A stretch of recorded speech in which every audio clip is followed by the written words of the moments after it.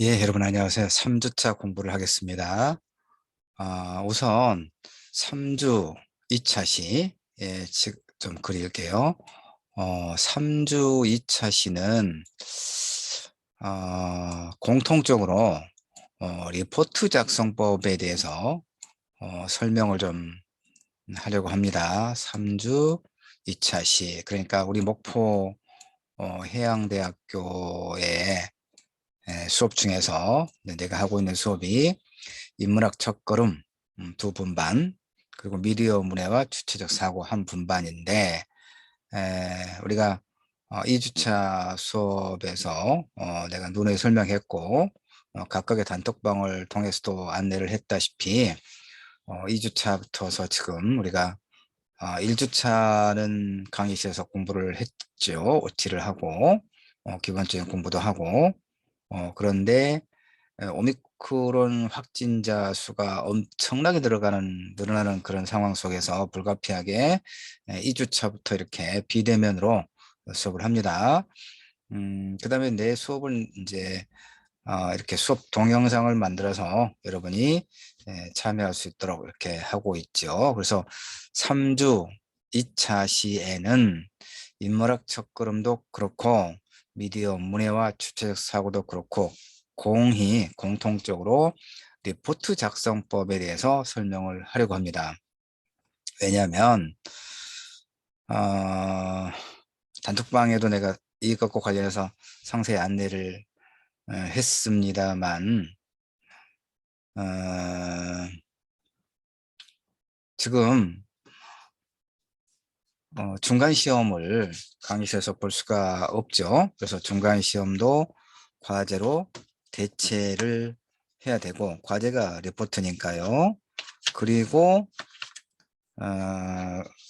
지금 인문학 첫걸음도 그렇고, 그다음에 미디어 문해와 주체적 사고도 내가 10주차에 각각, 그러니까 인문학 첫걸음도 10주차, 미디어 문해와 주체적 사고도 10주차에 과제물을 리포트를 한 편씩 내자라고 1주차 그 강의실에서 수업할 때 OT 때 안내를 했죠. 그러니까 다시 정리하면 기말 시험은 어떻게 될지 아직은 모르겠어요. 지금 상황에서. 그런데 중간 시험 대체 과제, 리포트, 또 나중에 이제 기말 시험을 과제로 대체한다면 어쨌든 두 번, 세 번 리포트를 써야 되기 때문에 여러분에게 3주 2차 시에는 인문학 첫걸음과 미디어 문해와 추측 사고 공통적으로 리포트 작성법에 대해서 특강을 하겠다, 이런 얘기입니다. 알겠죠? 글쓰기 과목이 보니까 있기도 하고 그러던데, 그런 거 관계없이 내가 우리 수업에서 리포트를 쓸 때 어떻게 써야 되는가를 설명할 테니까 여러분이 그 과제를 낼 때 지금 내가 설명하고 있는 내용을 잘 참고하고 확인해서 그렇게 해야 됩니다. 아, 자, 그 다음에 이제 이 수업 자료, 여러분이 보고 있는 이 PDF 수업 자료는 본래 이제 한글로 만들어 놓은 건데, 내가 수업 자료가 워낙 많아서 한글로 만들었다가 이걸 PDF로 변환하고 한글 수업 자료는 그냥 필기를 해놔서 지금 이게 좀 정정할 부분이 안 되잖아요. PDF 자료이기 때문에 수정이 안 돼서. 그래서 지금 여기 이제 뭐 2주차라고 되어 있는 거, 이것을 그러니까 지난 학기 비대면으로 수업할 때 내가 하고 있는 여러 과목들의 2주차에 이 수업 자료를 가지고 리포트 작성법을 특강을 해줬단 말이에요. 그래서 지금 2주차라고 되어 있으니까 그런 건 여러분이 신경 쓰지 않기를 바랍니다. 필요 없는 부분들. 예. 자, 그 다음에 이제 여기도 뭐 중간고사 대체 과제물을 논증적 에세이로 쓰겠다. 이런 것도 신경 쓰지 마세요, 여러분. 아직은, 그러니까 여기서는 기본적인 거 알겠죠? 기본적인 거, 리포트를 쓰는 데 있어서 가장 기본적인 어떤 내용만 설명을 할 테니까 이 자료에 들어있는 뭐 논증적 에세이 이런 거 신경 쓰지 마라, 그런 말이에요. 각각의 분반의 상황에 맞는 글의 그렇다면 논증적 글을 쓸 것인가 아니면 비평문을 쓸 것인가 과제로, 이건 그때 가서 따로 안내를 해줄 테니까 지금은 리포트를 쓰는 데 있어서 가장 기본적인 것에 대한 이해, 알겠죠? 이것만 내가 지금 강조하고 있는 것만, 그러니까 여러분이 지금 이 동영상 수업 자료를 잘 들어야 돼요. 그리고 이 PDF 파일 중에서는 내가 설명하고 있는 것만 참고를 하는 얘기입니다. 알겠죠? 수업 잘 안 듣고 나중에 자기 마음대로 내는 친구들이 지난 학교도 보면 없지 않아 있어요. 왜 그런지 나는 모르겠죠? 왜 설명을 했는데도 왜 그럴까 하고 답답한 경우들이 없지 않습니다. 근데 이번 학기 인문학 첫걸음 C분반, D분반, 미디어 문해와 주체적 사고 A분반, 내 수업 듣는 친구들 지금 보니까 3, 4, 12, 124명, 예, 125명 정도 되던데, 그런 친구 없기 바랍니다. 1학년도 4학년까지 쭉 이렇게 분포가 있던데, 하여튼 여러분은 리포트를 낼 때 지금 설명하고 있는 3주 2차 시에 설명하고 있는 내용을 준수할 것, 알겠죠? 자, 50분간 합니다. 설명을. 모든 글에는 내용과 형식이 있죠. 내용과 형식. 그러니까 우리가 글을 쓸 때 두 가지를 해결해야 돼요. 무엇을 쓸 것인가? 그걸 내용이라고 말하고 뭐 주제라고도 할 수 있겠죠. 무엇을 쓸 것인가? 무엇을 쓸 것인가? 무엇에 대해 쓸 것인가? 만약에 일기를 쓴다. 우리가 일기를 과제물로 내주진 않겠지만 쉽게 말해서 그냥 편지글이라고 합시다. 편지글. 자, 편지글을, 그러니까 글의 종류에 따라서 무엇을 쓸 것인가도 당연히 달라질 수밖에 없겠죠. 일기를 쓸 때는 하루를 돌아보면서 자신을 어, 하루 동안에 자신이 했던 말과 행위들, 그런 것들을 반성적으로 돌아보면서 기록하는 게 일기잖아요. 무엇을 쓸 것인가, 일기에 무엇을 쓸 것인가 하는 것은, 편지글에는 무엇을 쓸까요? 누구에게 어떤 목적으로 편지 글을 쓰는가에 따라서 그 내용이 달라지겠죠. 부모님한테 잘 계십니까? 아, 용돈이 좀 필요하고, 그런데 용돈부터 달라고 하기는 어렵겠죠. 그러니까 잘 계십니까? 부모님의 연매 덕분에 저도 잘 지내고 있습니다. 뭐 이렇게 이야기를 하겠죠. 물론 우리가 지금 편지를 쓰진 않죠. 여러분 같은 경우에 우리는 이제 학창 시절에 청소년인 게 편지를 많이 썼는데, 지금은 편지 쓰는 경우가 없죠. 이메일도 있고, 여러분 이메일도 잘 사용하지 않죠. 특별한 경우가 아니면 대체로 뭐 카카오톡 메시지라든가 SNS 그 메신저를 활용하기도 하고, 문자 메시지도 나도 그렇게 많이 하니까요. 내가 지금 하고자 하는 것은 모든 글에는 무엇을 쓸 것인가, 어떻게 쓸 것인가, 이 두 가지를 해결해야 된다, 이런 얘기고, 무엇을 쓸 것인가 관련해서는 글의 종류에 따라서 그 담을 내용들이 달라진다라고 하는 당연한 이야기를 지금 쉽게 설명하고 있는 거예요. 일기에는 음? 자신의 하루 일을 되돌아보고 성찰하는 글을 쓸 것이고, 편지 글에는 누구에게 무슨 목적으로 편지 글을 쓰는가에 따라서 그 내용이 달라질 것이고, 그러겠죠? 자기소개서라고 하는 글에는 역시 내가 어디에 이 자기소개서를 내는가에 따라서 내용을 조금 달리해서, 거짓말을 해서는 안 되겠죠? 누구처럼. 그런데 어쨌든 내가 누구인가 하는 것을 잘 드러날 수 있도록 사실적으로, 그다음에 그걸 증명하는 자료를 첨부해서 쓰는 게 자기소개서 글이 되겠죠. 그다음에 설명문은 어떻습니까? 설명문. 지금 이 글이 설명문이에요. 여러분이 보고 있는 글이, 리포트는 이렇게 쓰는 것이다라고 내가 설명하고 있으니까 설명문이죠. 자, 그런데 이렇게 무엇을 쓸 것인가는 글의 종류에 따라 달라진다, 이런 말이에요. 그러니까 내가 중간고사 8주 차에 중간시험을 대체하는 과제물, 리포트를 내줄 때는 그 전에 이를테면 인문학 첫걸음에서는 무엇에 대해서 쓰시오라고 여러분에게 미리 안내를 할 것이고, 미디어 문해와 주체적 사고 분반에도 무엇에 대해서 쓰시오라고 그 글에 담을 내용을 이제 지정을 해 줄 거예요. 예. 그다음에 이제 글의 형식도 어떤 글인가. 그러니까 이를테면 논증적 에세이, 주장하는 글로 쓰도록 하거나 아니면 비평문, 독서 감상문과 같은 독서 감상문이나 영화 감상문 같은 그런 비평문의 형식으로 글을 쓰게 하거나 하는 것은 각각의 분반에서 따로 나중에 설명을 해줄 거다 이런 얘기입니다. 알겠죠? 안내를. 오늘은 모든 글에서 모든 리포트에서 해결해야 될 두 가지 문제, 무엇을 쓸 것인가와 어떻게 쓸 것인가를 중심으로 설명을 하겠다. 그런데 무엇을 쓸 것인가는 각각의 분반의 상황에 맞춰서 나중에 설명을 하겠다. 그러면 이제 남은 게 뭐예요? 어떻게 쓸 것인가만 남았죠? 어떻게 쓸 것인가? 그 부분을 설명할 테니까 잘 듣고 확인하고 또 메모해서 나중에 리포트를 쓸 때 지금 내가 설명하고 있는 어떻게 쓸 것인가 하는 것을 잘 반영을 해라 이런 얘기입니다. 잘 반영을 해란 당부는 여러분이 이제 그 리포트를 제출한 걸 내가 또 읽을 때 꼼꼼하게 읽고 또 이제 평가를 해야 되는 거니까 어쩔 수 없이 그 평가를 할 때 내가 지금 설명하고 있는 내용을 잘 반영했으면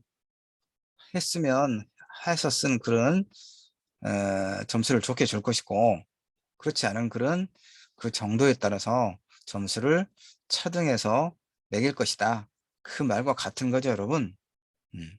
그리고 이건 사실 점수뿐만이 아니라 내가 지금 설명하고 있는 어떻게 쓸 것인가는 모든 글을 쓰는 데 있어서 가장 기본적인 것이기 때문에 나하고 하는 이 수업뿐만이 아니라 다른 교양 수업도 그렇고 그 다음에 우리가 살아가면서 자신의 전공이 우리 전공이 다 다르고 직업이 다 다르겠지만 결국 우리가 죽을 때까지 뭔가 읽고 쓰게 될 거예요. 그러니까 그 글을 읽어내기 위해서 잘 읽어내고 또 뭔가를 필요한 경우에 글을 쓸 때 어떻게 쓸 것인가 이 부분을 잘 공부를 해 놓으면 평생 도움이 될 거다 이런 얘기입니다. 해양대학교도 글쓰기 과목들이 뭐 실용적 글쓰기도 있고 여러 개 있는데 누가 강의하는지 내가 알아요. 다 내 뭐 후배들이고 지들은 나한테 선배라고 하지 않을지 모르겠지만 그 애들의 실력을 내가 다 알고 있고 그래서 하여튼 뭐 그런 거 신경 쓰지 않고 여러분은 내가 설명하는 것을 다 무시하고 내가 설명하는 것을 잘 기본으로 받아들이기 바랍니다. 내가 최고예요. 정말이에요. 자, 지금도 볼게요. 이 글은 자 아까 무엇을 쓸 것인가는 각각 나중에 설명한다고 그랬습니다. 그러니까 어떻게 쓸 것인가만 지금 설명할게요. 어떻게 쓸 것인가. 이걸 뭐 형식이라고 이제 굳이 나누면 말할 수 있는데 형식은 글의 내적인 면과 구조라고 합니다. 글의 어떤 그 구조적인 내부 구조적인 측면이 있고 그다음에 이제 외적인 어떤 형식이 있을 수 있어요. 내적 형식 구조라고 하는 것은 예를 들면 글의 앞부분에 도입부 시작할 때 어떻게 쓸 것인가, 뭐 어떤 내용을 담을 것인가, 그다음에 그 소위 본론에 해당하는 부분은 어떤 내용을 담을 것인가, 마무리는 어떻게 할 것인가, 뭐 이렇게 이걸 구조라고 볼 수 있어요. 글의 구조, 시작과 중간과 끝, 마무리, 어떻게 할 것인가. 그런데 지금 내가 이야기하는 것은 이 글의 구조도 아니에요. 글의 외부, 겉으로 드러나는 어떤 형식, 이것을 지금 설명하려고 해요. 가장 쉬운 것이고, 이해하기 가장 쉬운 것이고, 그런데 우리 학생들의 리포트를 보면 가장 잘 안 지켜지는 것이기도 해서 이것을 잊어먹지 말고 잘 지켜라 라고 하는 의미에서 설명하는 겁니다. 사실 가장 중요한 것은 내용이에요. 그렇죠? 그런 내용, 무엇에 관해서 공부를 열심히 해가지고 자신의 생각을 잘 담아내는 내용이 굉장히 중요하고 그다음에 그 내용을 어떻게 적절히 잘 배치할 것인가 하는 글의 내적인 구조, 형식이 더 중요하죠. 그런데 그것을 지금 다 설명할 수가 없어요.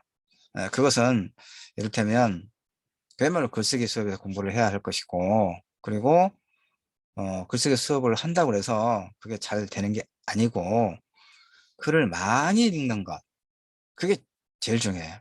글을 많이 읽어서 자연스럽게 글의 어떤 내적인 구조, 형식을 내가 잘 익히는 것, 내면하는 것이 가장 좋은 방법인데, 나처럼 오랫동안 글을 읽고 글을 쓰고 글을 가르치는 것을 직업으로 하는 이 지식 노동자, 아, 지식 소매상이라면 모를까. 여러분처럼 이제 사실 여러분 문과는 지금 아니잖아요. 인문학 계열은 아니고 다양한 우리 국립 목포해양대학교의 다양한 전공에 맞춰서 여러분이 공부를 하고 있는데, 전공을 선택해서 공부를 하고 있는데, 여러분은 나처럼 글을 많이 읽고 많이 쓰지는 않을 거란 말이에요. 어쨌든 최소한 나중에는 어떻게 될지 모르지만 지금의 상태에서는. 그렇기 때문에 글을 많이 읽어서 그 내적인 구조를 익히라고 내가 여러분에게 하지는 않겠어요. 이건 각자 선택의 문제입니다.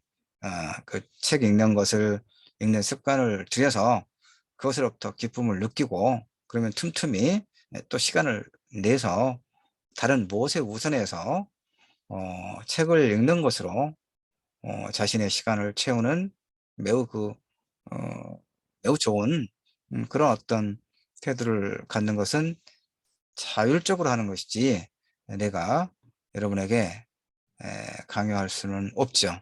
그래서 가장, 아까도 얘기했지만 글을 쓸 때 그 드러나는 외부의 형식 중에서 형식을 설명하는 거예요. 가장 쉬운 거예요. 지키기 쉬운 거. 그러니까 지키라 그 말이에요. 자, 지금부터 그 부분을 이야기하겠습니다. 자, 그래서 이제 내가 이렇게 써놨습니다. 눈썰미 있는 친구들은 지금 내가 쓰고 있는 글의 외적인 형식을 눈여겨보고 있을까? 다시 말해서 이 글은 무슨 글이겠어요? 글의 종류, 설명문이죠. 설명문, 아까도 얘기했죠. 설명하고 있으니까 수업 교환, 글 쓰는 법을, 이거 보험이라고 나왔네. 이것은 오타죠. 오타. 글 쓰는 오타가 나오게 하면 안 되겠죠. 이 글도 오타가 몇 개 있어요. 오타가 나지 않도록 잘 확인해야 돼요. 글 쓰는 법, 리포트 쓰는 법을 설명하고 있죠. 그러니까 설명문이죠. 그런데 내가 지금 뭘 주로 설명한다고 그랬습니까? 글의 외부에 드러나는, 겉에 드러나는 글쓰기의 그런 형식적인 측면을 설명한다 그 말이에요. 왜 그러겠어요? 안 지키니까. 잘 안 지키니까. 안 지키는 친구들이 많으니까. 내 경험으로 보건데, 그래서 또 설명하는 거니까. 다 잘하는 친구들은 그냥 먼짝에 생각하지 마세요. 우리 학생들을 위해서 설명하는 거니까. 예. 하여튼 이건 내 그런 설명문이죠. 그런데 지금 내가 이렇게 좀 그 글씨를 쓰고 그래서 좀 어지러워지긴 했는데, 잘 보세요. 이거예요. 글을 시작할 때 시작했죠. 여기 시작할 때 글을 시작하고 있잖아요. 글을 시작할 때 비었죠. 이거 들여쓰기라고 하는 거예요. 들여쓰기. 네, 그러니까 이제 200자 원고지로 할 때 한 칸 비우고 쓴다. 이거 초등학교 때, 요즘엔 초등학교 때 원고지 쓰는지 안 쓰는지 모르겠네. 다 이렇게 우리가 워드로 쓰잖아요. 한글 컴퓨터 앞에서. 이것도 이제 A4에 출력하는 거고 그러죠. 그러니까 프린터로 출력한다, 컴퓨터에 글을 쓴다라고 생각을 하세요. A4 한 장이잖아요. 앞면. 자, 글을 쓸 때 어떻게 한다고요? 들여쓰기 하고 있죠. 들여쓰기. 그 다음에 여기서부터 여기까지 요거 문단을 줄을 바꿨으니까 문단이죠. 여러분 문단 개념을 좀 잘 이해를 하면 좋겠어요. 여기도 문단이죠. 그러니까 글을 시작할 때 비우고 쓰고, 문단을 구분할 때 한 칸 들여쓰고, 응? 비우고 쓰고, 여기도 비웠죠. 여기도 문단 구분 들였었죠. 그러니까 글을 시작할 때와 문단을 나눌 때 들여쓰기를 해서 문단을 구분할 거. 자, 이거 첫 번째. 네, 알겠죠. 글을 시작할 때와, 자, 강조 표시. 글을 시작할 때, 그렇게 하면 안 되는데, 글을 시작할 때, 자, 지우기. 자, 이걸 지우고, 지우기가 있네. 좋네. 자, 글을 시작할 때, 여기 비우고 썼어요. 문단을 나눌 때, 또, 문단 나눌 때 들여쓰기 했습니다. 예. 그다음에 또 문단 나눌 때 들여쓰기 비우고 썼다 그 말이에요. 문단 나눌 때 들여쓰기 했죠. 자, 여기도 보면, 여기도 문단 나눌 때 지웁시다. 지우기로 하고, 그리기로, 어디, 잠깐만요. 그리기. 자, 여기. 그렇죠? 보이죠, 여러분? 음? 이죠. 이거 알겠죠? 노랗게 표시해 놓은 거. 글을 쓸 때, 시작할 때 들여쓸 거. 들여쓰기라고 하는 개념 이해할 수 있죠?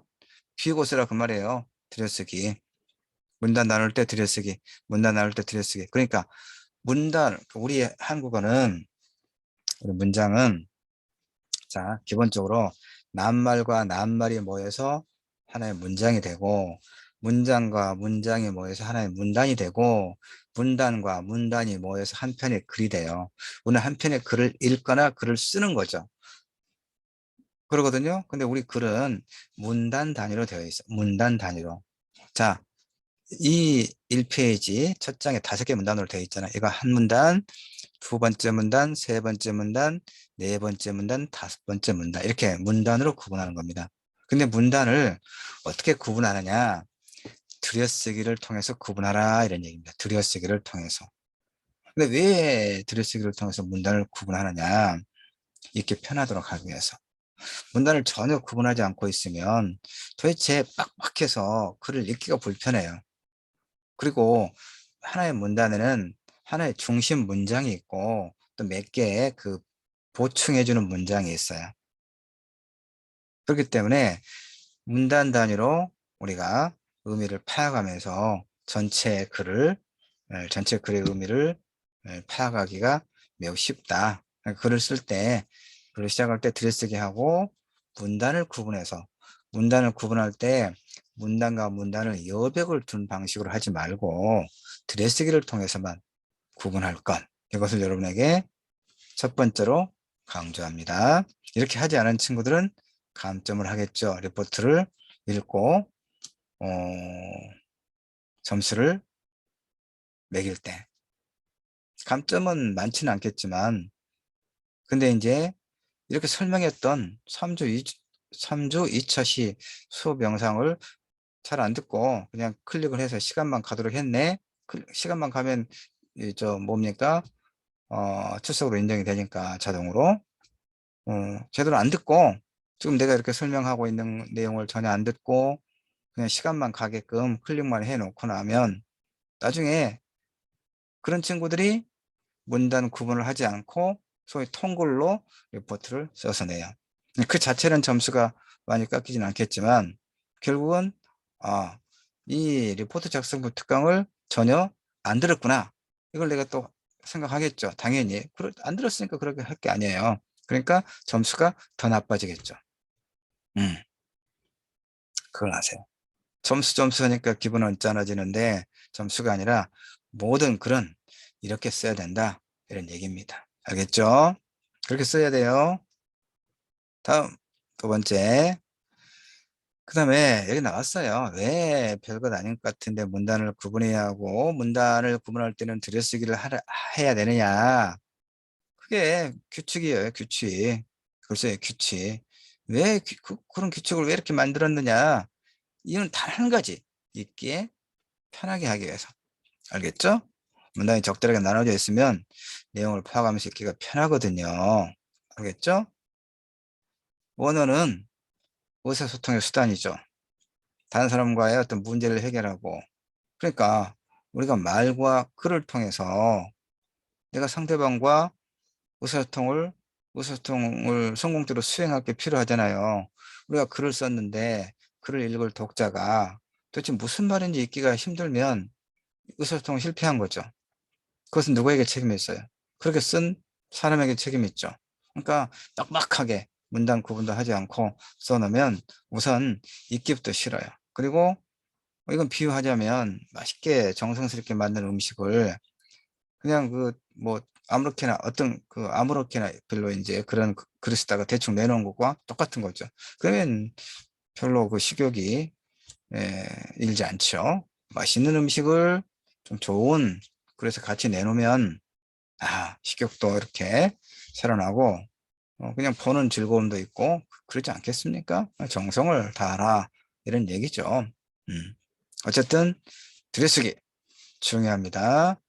그 다음에 이제 문장. 자, 글쓰기가 익숙하지 않을 때 문장을 좀 짧게 쓰면 좋아요. 우리 글의 어순이 주어가 앞에 있고 서술어가 뒤에 있잖아요. 나는 피곤하다.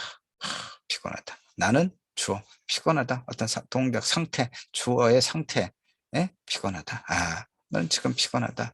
계속 수업을 해서 피곤하다. 그러니까 주어가 앞에 있고 서술어가 뒤에 있는데 중간에 이제 보어나 목적어 이런 게 필요하겠죠. 수식어가 들어가겠죠. 그러니까 무슨 얘기냐면 문장이 길면 길수록 주어 서술어의 거리가 멀어지죠.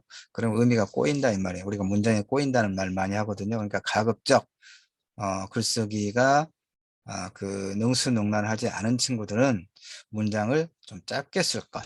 짧게 쓴다는 의미는 기준을 지금 A4 지금 이거 보잖아요. A4에 그냥 한 문장이 한 줄 정도. 물론 이걸 보면 두 줄, 세 줄 가는 경우도 있어요. 근데 나는 글쓰기를 능수능란하게 잘 하니까 그렇게 해도 아무 문제 없어요. 근데 글쓰기가 익숙하지 않은 친구들이 그랬을 때는 문장을 가급적 짧게 써라. 이게 두 번째.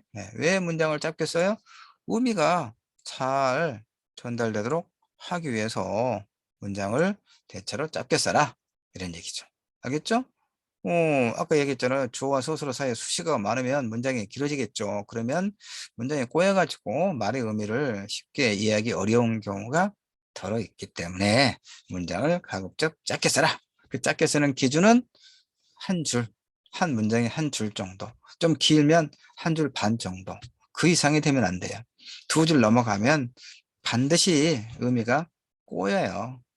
그래서 도대체 무슨 말을 하는 거야? 라고 우리가 누군가의 말을 들을 때 좀 답답하게 말하면 도대체 무슨 말을 하는 거야? 좀 분명하게 이야기해. 우리가 이렇게 반문하죠. 글도 마찬가지예요. 두 줄, 세 줄 넘어가서 도대체 무슨 말, 물론 한국어니까 같은 우리 모국어를 사용하는 것이기 때문에 읽어보면 무슨 말을 하는구나라고, 무슨 말을 하려고 하는구나라고 이해는 해요. 그런데 그렇게 복잡하게 그 복잡한 과정을 거쳐서 내 글을 이해하게 만들 필요가 없잖아요. 구태여 말과 글을 명료하게 분명하게 의미가 전달되게 해야 의사소통이 성공적으로 이루어질 것이니까 알겠죠? 자, 그 다음에 그래서 이렇게 설명하는 거 있잖아요. 소통을 원활하게 잘하기 위해서 글쓰기에 관련된 최소한의 규칙을 지켜라 이런 얘기입니다. 그 다음에 세 번째 다음으로 주의할 것은 또 뭐냐? 이제 맞춤법에 맞는 어휘, 오탈자 없는가 이런 걸 확인하기. 예, 그러니까 여기 내가 아까도 그 하나 그 오타가 있었는데 여기도 오타가 하나 있어요. 이거 그쵸? 요 패가 아니라 오타가 여기도 있고 두 개나 지금 여기 딱 보니까 두 개나 보입니다. 눈에 요 패 여기 이렇게 써야 되겠죠. 페이지 여기 아니라 그렇죠? 여기는 글 간격은 이제 간역이 아니라 글 간격인데 간역으로 지금 오타가 됐어요. 오타 있으면 안 돼요. 안 되죠.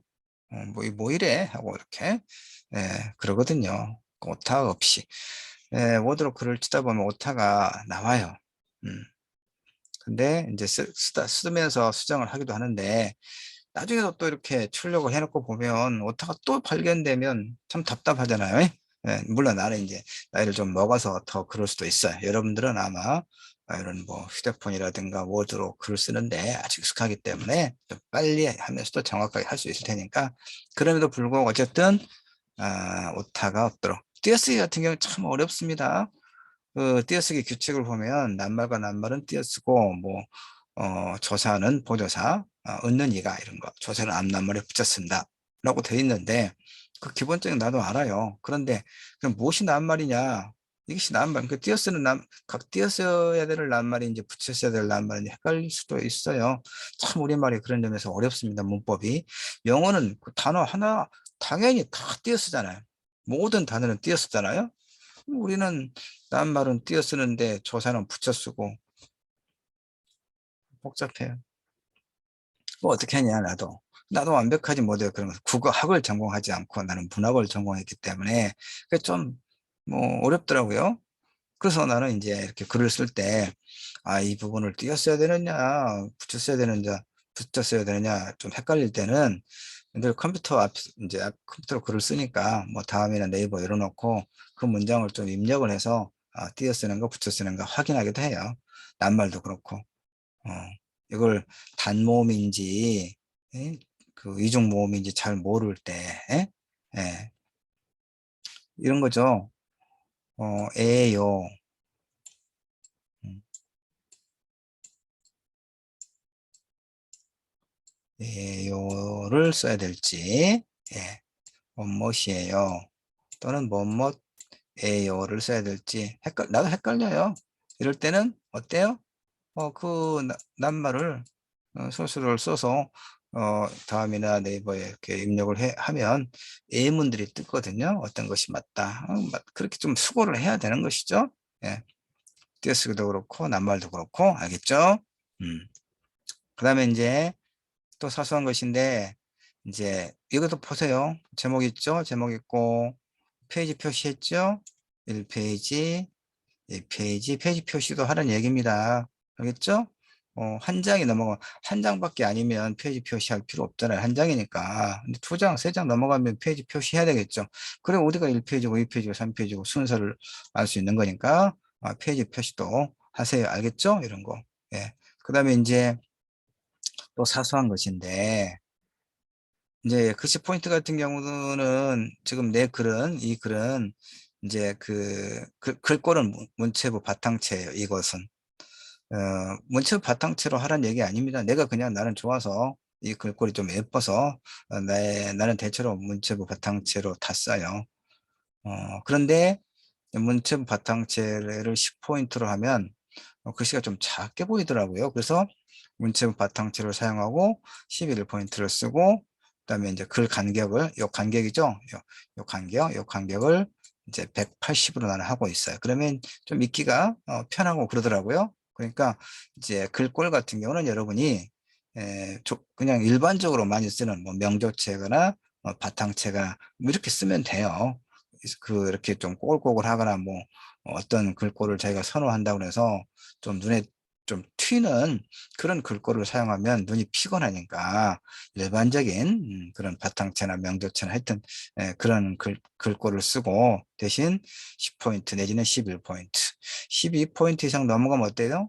성의 없이 보이는 거예요. 그걸 11포인트로 줄이면 확 이렇게 분량이 줄어들잖아요. 그러니까 10포인트나 11포인트라 쓸 것. 그 다음에 줄 간격은 180 정도면 이렇게 좀 보기가 편합니다. 자, 그렇게 하라는 얘기입니다.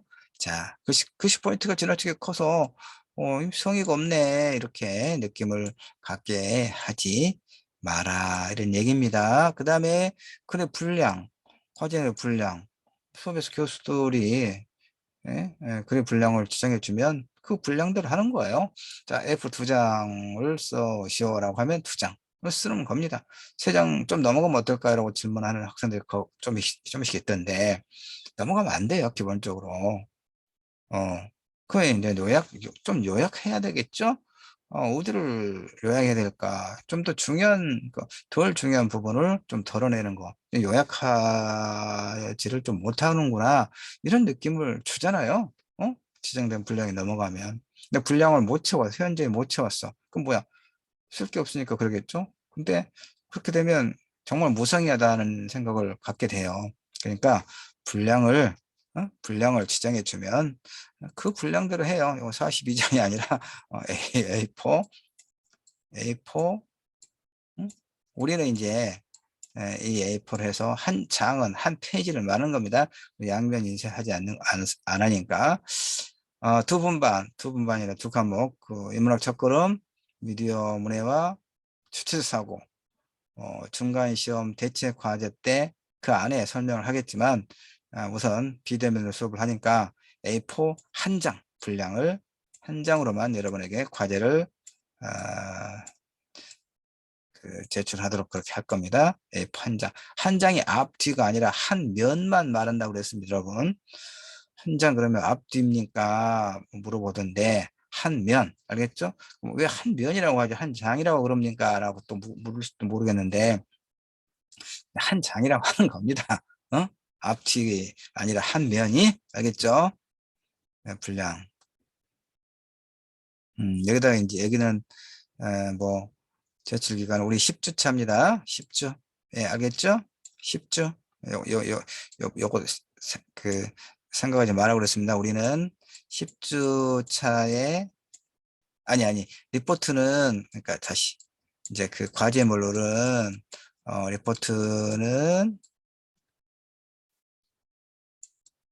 10주 차에 낼 것이고 당연히 예. 그다음에 이제 중간 시험 대체 과제는 8주 차에 우리 중간 시험 보잖아요. 그러니까 중간 시험 대체 과제는 8주 차에 보겠죠. 그런데 이 중간 시험을 대체하는 과제도 그렇고 그다음에 리포트를 내는 10주 차에도 그렇고 우리는 이제 분량은 A4 한 장만 하겠다 이런 얘기입니다. 무엇을 쓸 것인가는 아직 멀었으니까 한 2주 전에 그때 안내를 해 주겠습니다. 자, 그 다음에 이제 한 가지가 설명할 건데, 글의 종류에 따라서 설명을 할게요. 글의 종류. 그러니까, 미디어 문해와 주체적 사고는 내가 논증적 글을 쓰게 할 생각입니다. 논증적 글. 논증적 글은 뭐냐? 논증은 여기 주장과 근거로 이루어진 글을 말합니다. 논증. 무엇인가에 관해서 자신의 주장을 분명하게 밝히는 글. 그런데 이제 자신의 주장의 옳음을 입증하기 위해서 근거를 제시해야 되겠죠. 그렇게. 그게 논증이라고 하는 논증. 우리가, 초등학교 때 주장글, 중고등학교 논술문, 그걸 말하는 겁니다. 대학이니까, 대학생이니까, 우리가 논증적 글, 논증적 에세이를 쓸 때는, 자, 이제, 에, 좀 넘어갈까요? 그러니까, 이 주장하는 글은 왜 쓰느냐? 주장하기 위해 쓰는 게 아니라 설득하기 위해 쓴다. 이제 일단 그걸 기본적으로 알기 바랍니다. 이 주장하는 글에서는 주장하는 내용이 필요하겠죠. 그리고 자신의 그 주장의 옳음을 입증하기 위한 어떤 근거를 이제 제시해야 될 거 아니겠습니까? 이것이 이제 논증 활동인데 이 주장하기 위해 쓰는 것이 아니라 설득하기 위해서 나와 입장이 다른 예컨대 여기 내가 예를 들어 놨습니다. 사용제도와 관련해서 글을 쓴다고 할 때 사용제도가 유지되는 게 바람직한가 아니면 폐지되어야 한다고 생각하는가 자신의 생각을 명료하게 드러내야 되겠죠. 그런데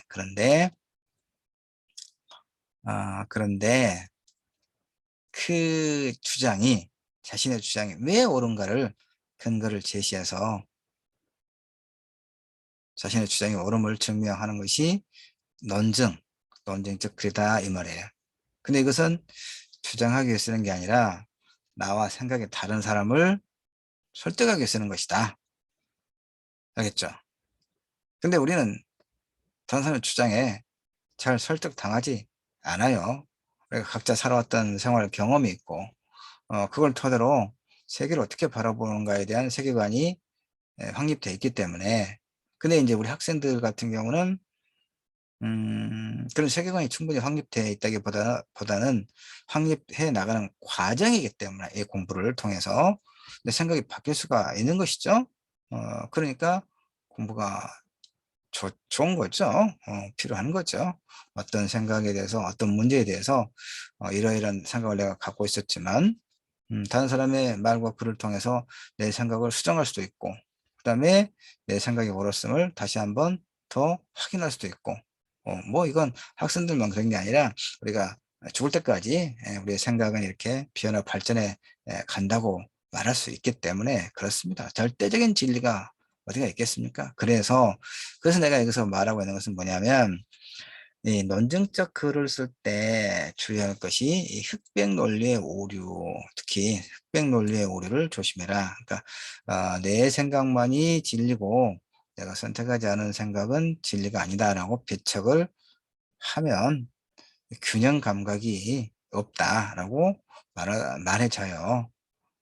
자, 하여튼 논증적 글쓰기 설명을 좀 일단 했고요. 이건 나중에 이제 또 과제를 구체적으로 내줄 때 다시 한번 어떤 형태로 설명을 할게요. 단톡방을 통해서 상세히 여러분에게 안내해 주든가 그렇게 할 거고. 그 다음에 또 하나 글이 이제 뭐가 있냐. 이제 인문학 첫걸음 같은 경우는 비평문을 이제 쓰도록 하겠죠.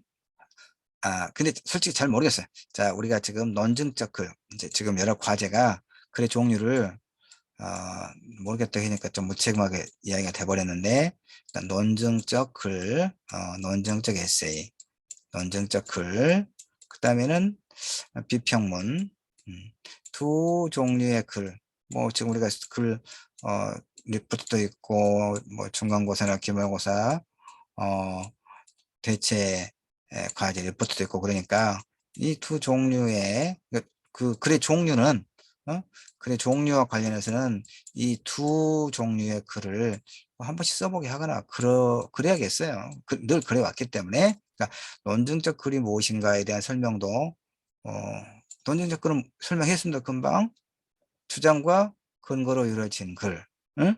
근데 사용 제도에 대해서 자신의 생각을 서술해 보시오 라고 하면 사용제도와 관련된 자료를 찾아 읽고 자신의 생각, 나는 사용제도가 필요하다고 본다 라고 주장을 하고 왜 사용제도가 나는 필요하다고 보는지 근거를 제시해서 글을 마무리하면 되겠죠. 주장이 분명한 글, 근거를 제시해서 그게 논증적 그림인데 알겠죠? 거기서는 이제 다만 흑백 논리의 오류, 내가 선택한 입장만이 절대적인 진리라고 생각하지는 말 것. 내가 취하지 않은 다른 쪽의 입장도 근데 사용제도 관련해서만 이야기하더라도 사용제도가 필요하다고 하는 입장과 사용제도를 폐지해야 한다고 하는 주장의 근거들을 보면 어느 쪽이든 타당한 그런 것들이 있어요. 그러니까 우리는 균형 감각을 갖고 상대방의 주장의 근거들 중에서 이러이러한 것은 우리가 경청할 만하다 이렇게 인정을 하고 그럼에도 불구하고 나는 이러이러한 이유로 사용제도는 폐지돼야 한다고 본다 라거나 사용제도는 유지돼야 한다고 생각한다거나 이렇게 자신의 주장을 밝히면 설득력이 훨씬 높아진다 이런 얘기입니다. 알겠죠? 논증적인 글. 그다음에 비평문만 이제 설명하면 되겠습니다. 비평문을 이해하기 위해서는 이제 이걸 설명을 좀 해야 되겠죠. 덕후감. 여러분 덕후감 많이 써봤죠? 덕후감이 뭡니까? 감상문, 감상문, 감상문. 영화를 보고 영화의 줄거리를 정리하고 자신 느낌을 적으면 영화 감상문이 되겠죠?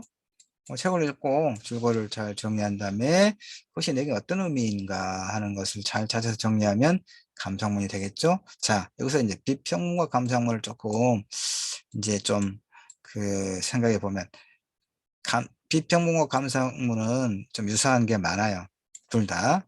감상문, 덕후 감상문, 영화 감상문, 감상문, 덕후감 많이 써봤으니까 이건 알겠죠.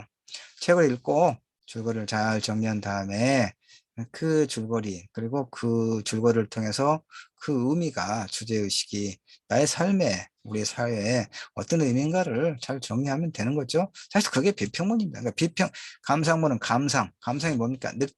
느낌을 중심으로 소설하는 것이 감상문의 특징이고 비평문에서 비평은 판단하는 겁니다. 판단. 음?